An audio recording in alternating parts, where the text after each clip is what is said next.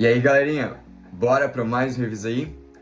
Nessa semana o Revisa aí vai ser em cima do filo dos anelídeos e a gente começa revisando um pouquinho as características gerais desse grupo. Primeiro, quando a gente pensa em folhetos embrionários, aqui nos anelídeos eles continuam tendo os três: endoderma, mesoderma e o ectoderma. E isso a gente lembra que surge lá com os vermes plateumintos. Só que vai surgir uma novidade evolutiva aqui nos anelídeos em relação aos folhetos embrionários. Aqui a gente ainda continua tendo animais que são protostômios, ou seja, lá no desenvolvimento embrionário, quando forma o blastóporo, a abertura do blastóporo vai dar origem primeiro à boca, por isso que eles são chamados de protostômios. E a novidade evolutiva aqui dos anelídeos é que eles passam a ser verdadeiramente celomados. A gente viu que lá nos plateumintos, quando surge o mesoderma, eles não têm uma cavidade. Quando surgem os nemateumintos, os vermes cilíndricos, tem uma cavidade, mas ainda ela não é totalmente revestida pelo mesoderma, ela é parcialmente revestida. Por isso que a gente fala que eles são pseudocelomados. Agora aqui com os anelídeos isso muda tudo, porque agora surge o celoma verdadeiro, uma cavidade que é totalmente revestida então pelo mesoderma. E o sistema digestório, como já vinha surgindo ali nos nemateumintos, ele é completo, tem duas aberturas, boca e o ânus. Outras características gerais aqui relacionado com os anelídeos é justamente o que dá nome ao grupo. Aqui a gente tem os vermes, que são segmentados. É um animal, que tem um corpo ali vermiforme, mas agora surgem segmentos. E esses segmentos a gente chama de metameria. Quando a gente fala de metameria, é um segmento que a gente observa um início e um fim dele. Por exemplo, o nosso corpo.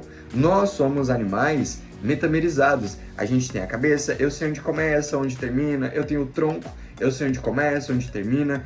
Então, quando eu tenho essa segmentação corporal, em que a gente consegue definir um início e um fim daquele segmento, a gente chama de metameria. A reprodução aqui dentro de anelídeo ela é bem variada, mas no geral a fecundação ela é cruzada e também no geral eles são hermafroditas. Tem um grupo só que diverge um pouquinho dessas características que a gente vai falar mais pra frente. Nesse grupo a gente tem como representantes as minhocas, que são indivíduos terrestres, principalmente de solo úmido. Temos os poliquetos, que são os anelídeos de ambiente marinho, e temos também as sanguessugas, que são anelídeos de ambiente dulcícola de água doce. Ou seja, a gente encontra representante aqui dos anelídeos em todos os tipos de ecossistemas, terrestre, aquático, marinho e aquático de água doce. Pensando um pouquinho aqui nos anelídeos em relação às suas novidades evolutivas. Primeiro, o celoma, essa cavidade que é totalmente revestida pelo mesoderma. O que isso traz de vantagem para esse novo filo aqui de animais que são os anelídeos? Primeiro, surgindo o celoma, essa cavidade torna possível o surgimento de órgãos mais complexos, sistemas mais complexos no corpo desse animal. Por quê? Porque é justamente essa cavidade, durante o desenvolvimento embrionário, que os órgãos vão ficar protegidos em desenvolvimento. E também, por surgir essa complexidade de sistema, surge aqui uma outra novidade evolutiva, um novo sistema, que é o sistema circulatório. Então, o sistema circulatório ele surge pela primeira vez aqui nos anelídeos. E o que o sistema circulatório traz de vantagem aqui para esses animais? Primeiro, vai facilitar, vai trazer uma eficiência maior no transporte de substâncias. E aqui nos anelídeos, o sistema circulatório deles conta com uma proteína, que é a mesma que a nossa, a hemoglobina. A gente sabe que a hemoglobina ela tem a capacidade de se ligar a gases, como o gás carbônico, o oxigênio, e transportar para todos os tecidos aí do nosso corpo. Detalhe, a nossa hemoglobina está associada às nossas hemácias, aos nossos glóbulos vermelhos, já aqui de anelídeos não. Aqui em anelídeos, a hemoglobina ela fica dissolvida no próprio plasma ali desse animal. Eles contam com dois vasos sanguíneos principais, que é o vaso dorsal, que encaminha o sangue para a região anterior do corpo, e tem o vaso ventral, que encaminha o sangue para a região posterior do corpo. Então tem 2 vasos aí principais. Muita gente fala, né, que os anelídeos possuem muitos corações, né, eles amam demais. Não é bem assim. Na verdade, eles não têm um coração, um órgão com uma musculatura estriada cardíaca, com cavidades como átrio e ventrículo. O que acontece aqui nos anelídeos é que eles possuem 5 vasos sanguíneos, um pouco mais dilatados do que os outros, com a capacidade de contração, que a gente chama de vasos pulsáteis. Mas alguns autores colocam aí que eles têm 5 corações. Tranquilo? Vamos lá. Pensando em outros sistemas aqui do corpo, desse grupo de animal que são os anelídeos. Pensando nas trocas gasosas. Agora, como eles possuem um sistema circulatório, a troca gasosa, por mais que ela ainda seja através da superfície do corpo, que a gente chama ali de cutânea, agora ela passa a ser cutânea indireta. Por que cutânea indireta? Porque quando os gases passam através da epiderme desse animal, ele não vai direto para o tecido. Ele primeiro passa pelo sistema circulatório e depois só que vai para os tecidos do corpo. Por isso que a gente chama de troca gasosa cutânea indireta, porque direta é quando vai direto para os tecidos do corpo desse animal, como acontecia com os outros vermes, com os plateumintos e com os nemateumintos. Lembrando que os nemateumintos contam com líquido pseudocelomático, que também dá uma facilitada ali na distribuição das substâncias.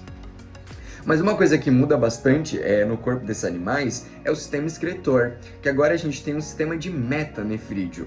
Lá nos vermes plateumintos e nemateumintos, o sistema de excreção era através de protonefrídeos, algumas células ali que faziam o trabalho de excreção, como as células flamas dos plateumintos e os renetos formando o túbulo em forma de H nos nemateumintos.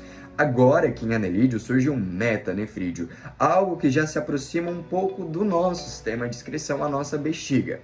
Em cada segmento do corpo desse animal, existe uma abertura, chamada de nefróstoma.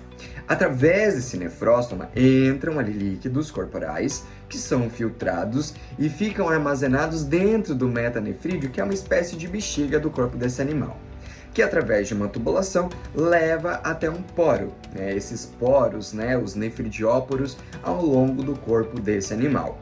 Algo que não muda é o sistema nervoso, que permanece ganglionar e ventral.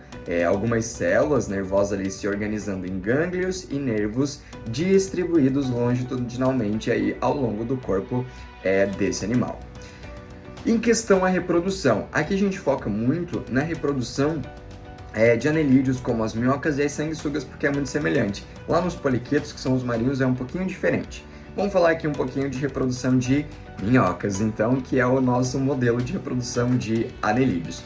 Primeiro, nas minhocas, a gente tem indivíduos que são hermafroditas, são monóicos.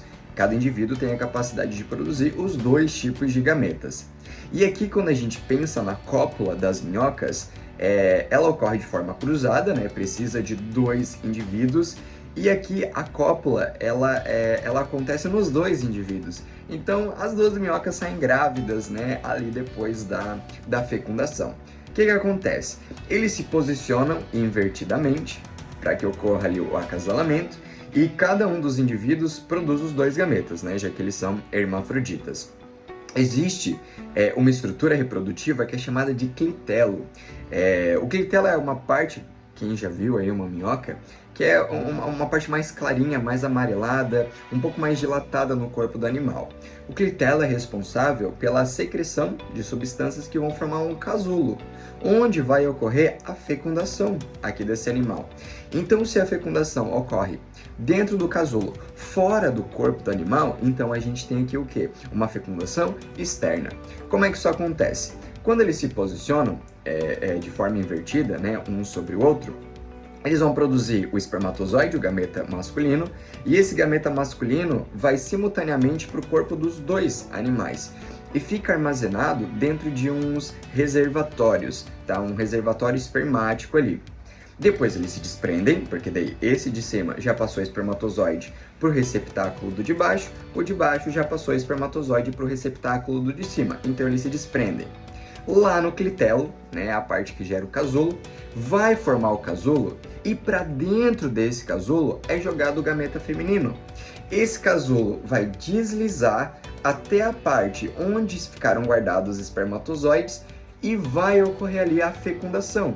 Logo depois que ocorre a fecundação, esse casulo se desprende, ficando no ambiente. E dentro desse casulo, o indivíduo vai se desenvolver, formando ali minhocas jovens. Como não tem estágio larval aqui na maioria dos anelídeos, a gente fala que o desenvolvimento ele é direto, com exceção dos poliquetos. Lá nos poliquetos, que são os anelídeos marinhos, a fecundação ela é externa, os gametas são liberados na água, né, ali na água do mar, e ocorre a fecundação externa, formando uma larva. Essa larva vai dar origem a um indivíduo jovem adulto. Então, lá nos poliquetos, que são os anelídeos marinhos, a fecundação é externa, é simples, porque libera os gametas na água, e ainda o desenvolvimento é indireto, porque tem a formação de uma larva. Para finalizar, a gente termina com a classificação aqui de anelídeos. E a gente tem 3 classes. Os poliquetos. Poliquetos por quê? Quetos vêm das cerdas que eles possuem no corpo. Então aqui eles têm muitas cerdas, né? Múltiplas cerdas, que são os anelídeos marinhos. Normalmente eles são errantes, eles vivem enterrados, tá?